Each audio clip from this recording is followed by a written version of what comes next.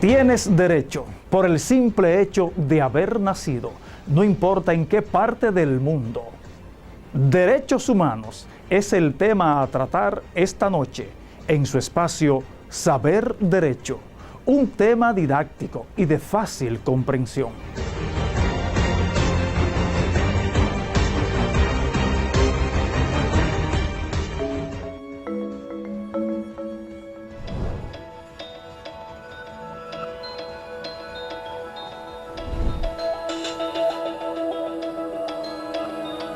Los derechos humanos son los derechos que simplemente tienes por el hecho de ser humano. Es la forma en que instintivamente esperas que se te trate y el trato que mereces como persona, como el derecho a vivir en libertad, a expresar tus pensamientos y a ser tratado con igualdad. Hay muchos tipos de derechos.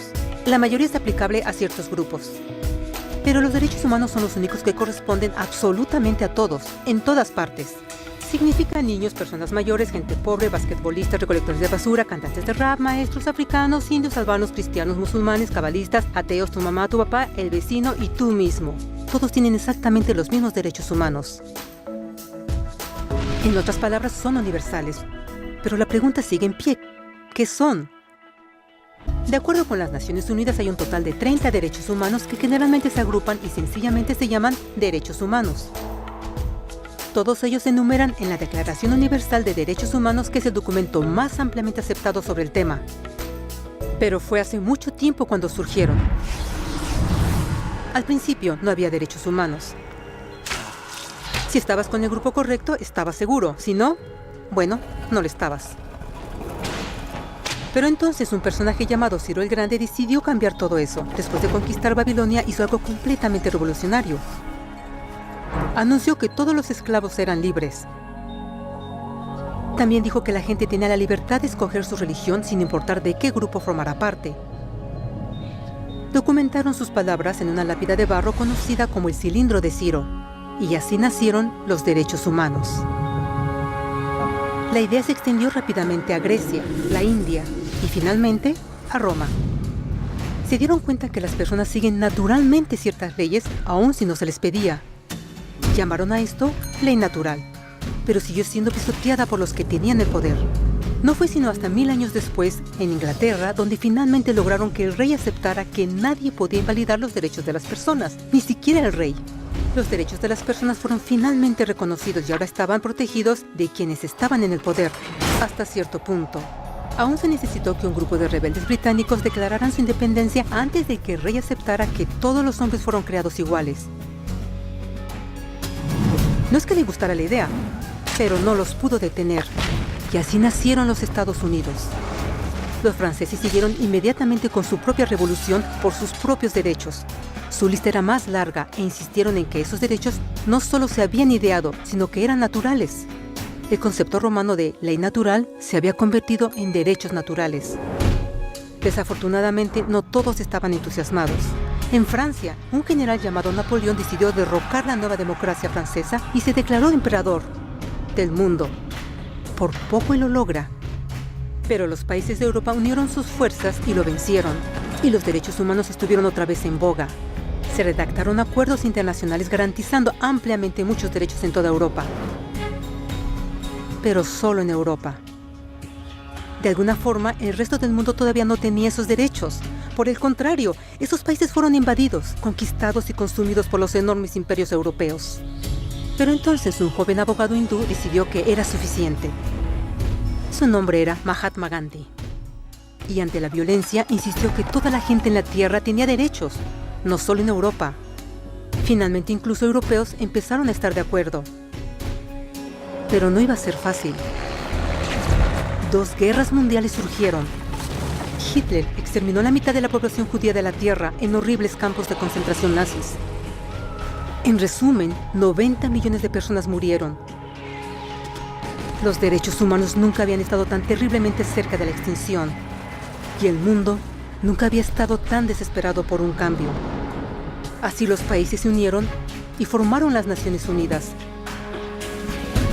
Su propósito básico era reafirmar la fe en los derechos humanos fundamentales, en la dignidad y el valor de la persona humana. Pero, ¿qué son los derechos humanos? ¿Eran las proclamaciones de Ciro, las leyes naturales de Roma, las declaraciones de Francia? Todos parecen tener una idea un tanto diferente de lo que los derechos humanos deben ser. Pero bajo la supervisión de Eleanor Roosevelt, finalmente estuvieron de acuerdo en un grupo de derechos para todos absolutamente. La Declaración Universal de Derechos Humanos. El concepto francés de derechos naturales se había convertido finalmente en derechos humanos.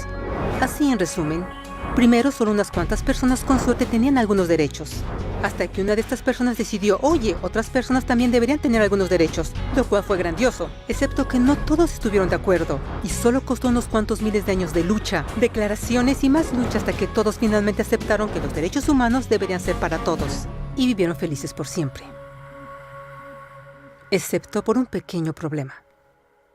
Si la gente tiene el derecho a alimentación y cobijo, ¿por qué 16,000 niños están muriendo de hambre cada día? ¿Uno cada 5 segundos? Si la gente tiene libertad de expresión, ¿por qué miles están en prisión por expresar sus ideas? Si la gente tiene derecho a la educación, ¿por qué más de 1,000 millones de adultos son incapaces de leer? Si la esclavitud ha sido abolida realmente, ¿por qué 27 millones de personas viven hoy en esclavitud? ¿Más del doble que en 1800? El hecho es que cuando se firmó la Declaración Universal de Derechos Humanos, no tenía la fuerza de la ley. Era opcional. Y a pesar de muchísimos documentos, convenciones, tratados y leyes, no eran más que palabras en papel. Así que la cuestión es, ¿quién hará que esas palabras sean una realidad?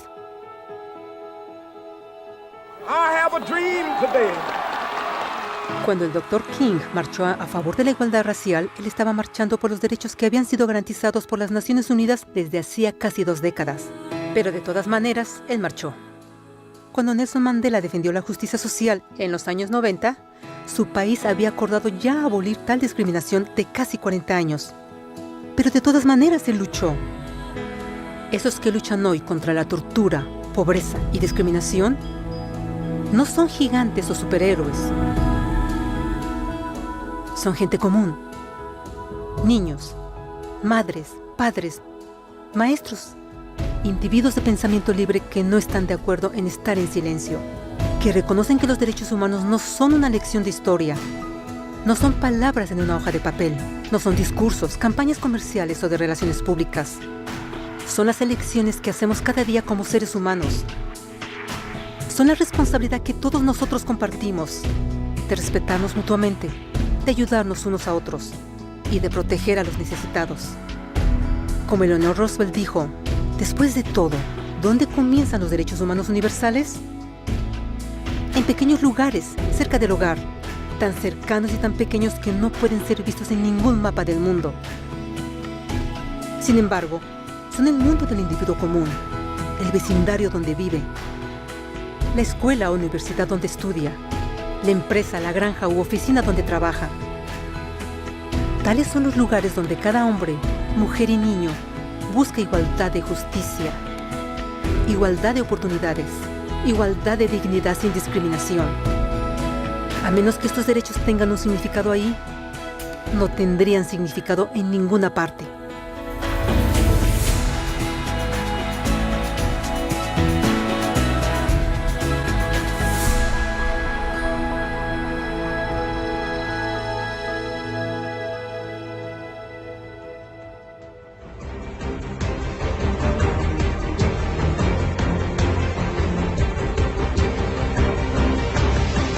Amigos de su espacio Saber Derecho, tenemos que hacer una brevísima pausa, pero en breve continuaremos con ustedes y tendremos la importante exposición de la doctora Elizabeth Salmon, directora del Instituto Democracia y Derechos Humanos.